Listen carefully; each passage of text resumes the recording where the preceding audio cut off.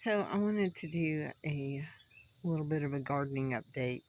Um, I don't know how many of you have seen some of the catnip that's growing um, by and in, around, all around the sage. Anyway, this morning I went in and cut maybe a third of it and just topped the plants, maybe a third, I would say. And I gave it a real rinse because I saw some spiders and stuff.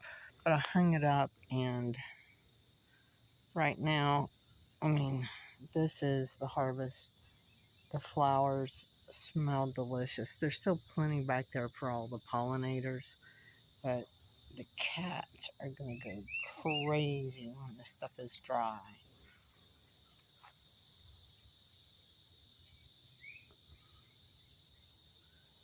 All organic. Speaking of, check out, if I can get him, the size of the zucchini. He was pollinated like 3 days ago. I'm going to let him go until the morning, and then I'm cutting him. And the smaller one there I had pollinated, I think, yesterday morning.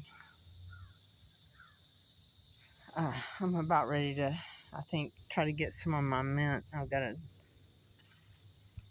rustle up in there and make sure there's no copperheads in. But I just wanted to show you the catnip.